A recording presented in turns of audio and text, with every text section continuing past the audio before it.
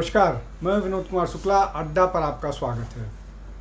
ED ने national Herald, young Indian और ये जो एसोसिएट जर्नल्स का मामला है, इस पे चार्जशीट दाखिल कर दी है, जिसमें राहुल गांधी, सोनिया गांधी, सैम पित्रोदा, सुमन दुबे, इन जैसे लोगों के नाम हैं। इसमें मोतीलाल वोरा भी एक्यूज थे, लेकिन चूंकि अब वो स्वर्गवासी हो गए हैं, इसलिए उनका नाम नहीं है।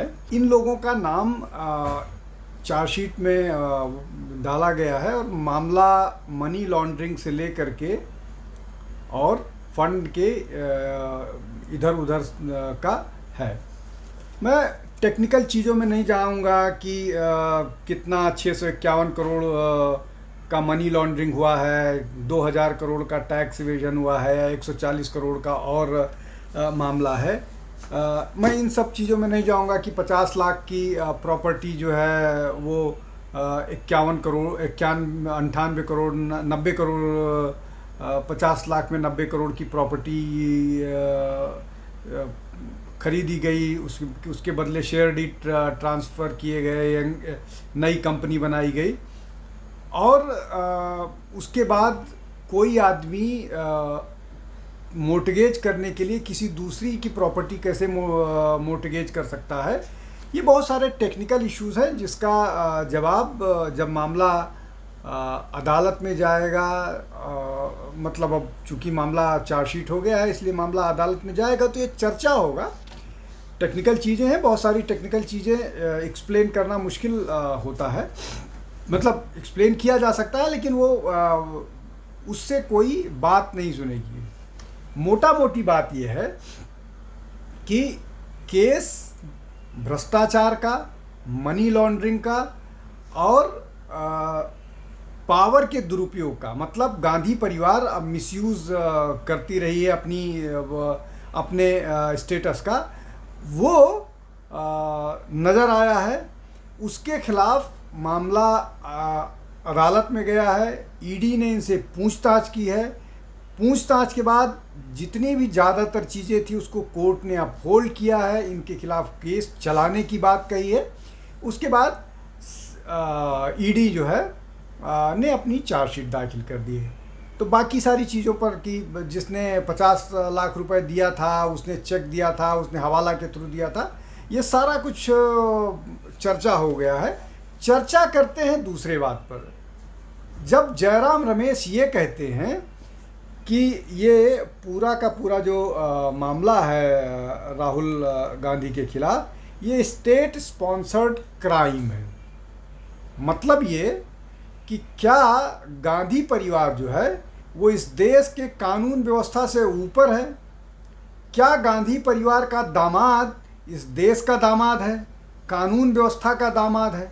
और क्या राहुल गांधी और सोनिया गांधी इस कानून व्यवस्था से ऊपर उठ के हैं? जब पिछले बार भी जब इनको ईडी ने बुलाया था, तब भी पूरी दिल्ली को इन्होंने जाम करने की कोशिश की थी। हालांकि चूंकि अब कांग्रेस के आयोजनों में लोग ही नहीं इकट्ठा होते हैं तो वो नहीं हो पाया, लेकिन फिर भी 200-400 लोगों को वो कर दिया था। किसी भी व्यक्ति को ईडी अगर बुला रहा है तो उसमें भीड़ जमा करने की क्या ज़रूरत है? आज जब रॉबर्ट वड्रा को ईडी ने बुलाया तो अपने समर्थकों के साथ ईडी के ऑफिस क्यों गए? अब मसले पर आते हैं। कल इस मामले को लेकर के पूरे देश में विरोध प्रदर्शन होगा। ये कांग्रेस के लोगों का कहना है कि कल से इस मामले को लेकर के विरोध प्रदर्शन किया जाएगा।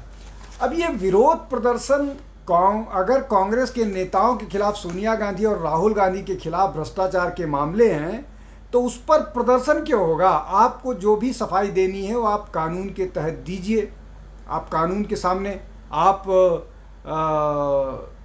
सावरकर के खिलाफ गलत बयान करते हैं, उसके बाद आप बोलते हैं कि मैं गांधी नहीं हूँ, मैं सावरकर हूँ। तो आप गांधी अगर हैं तो आप ईमानदारी के साथ कोर्ट में अपनी बात रखिए, अपनी सफाई दीजिए और कोर्ट से बरी होइए।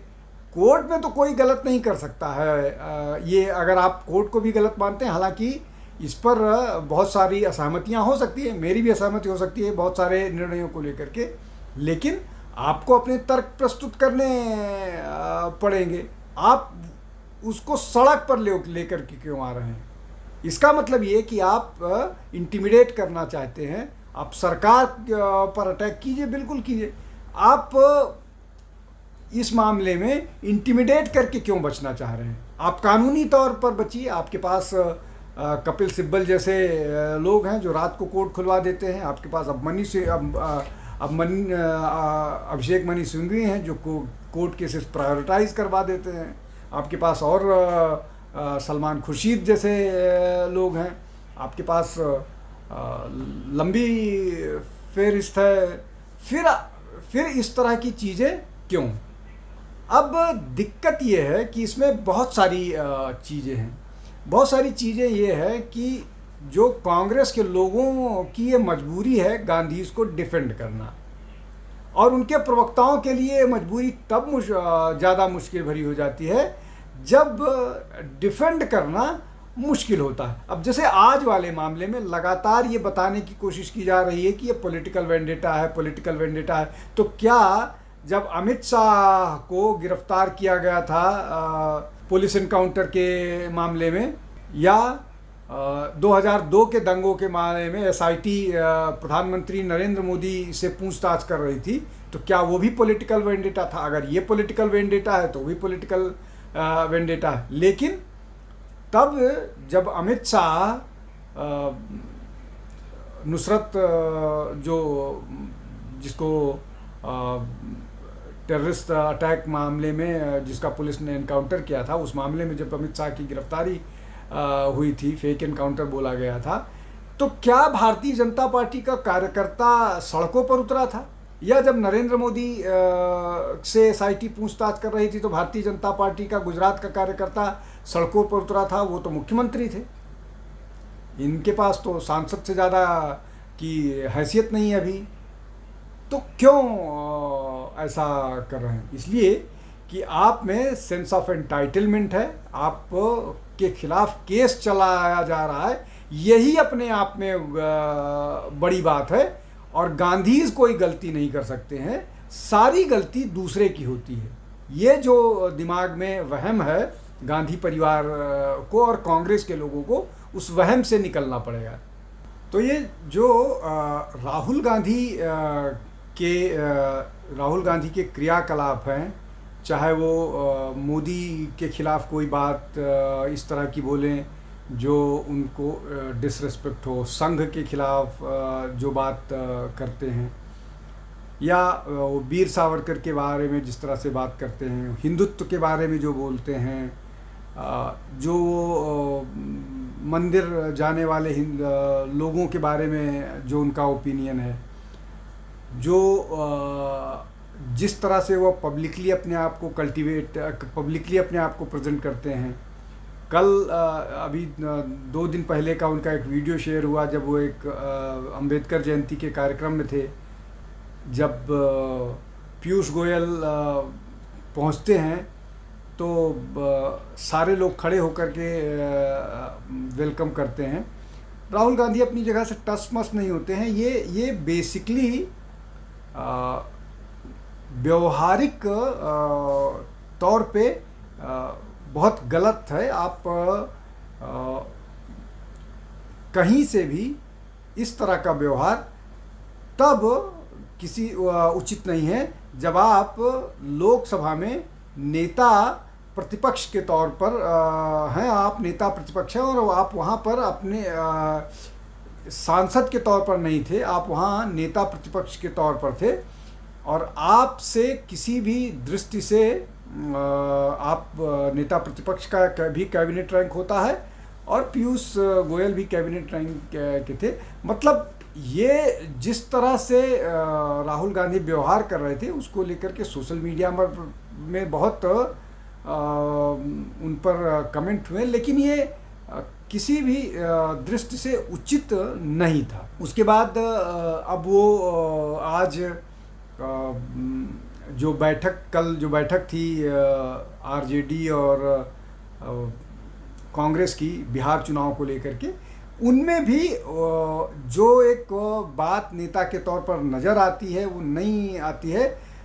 वो जो एक एनर्जी या जो चीज़ दिखनी चाहिए वो मिसिंग थी। तो राहुल गांधी का सिर्फ उत्साह तब दिखता है जब वो अंबानी के खिलाफ बोलते हैं, जब वो बीजेपी के खिलाफ बोलते हैं, जब वो हिंदुत्व के खिलाफ बोलते हैं, जब वो भारतीय संस्कृति के खिलाफ बोलते हैं, जब वो सावरकर के खिलाफ बोलते हैं। अन्यथा वो इस तरह की गलतियां लगातार करते हैं। और महत्वपूर्ण बात यह है कि इन सब चीज़ों को उनको डिफेंड करना पड़ता है उनके प्रवक्ताओं को। मैं हमेशा कहता हूं कि कांग्रेस के प्रवक्ता बचे ही नहीं हैं। वो राहुल गांधी के प्रवक्ता या सोनिया गांधी के प्रवक्ता या मैक्सिमम गांधी परिवार के प्रवक्ता से ज़्यादा उनकी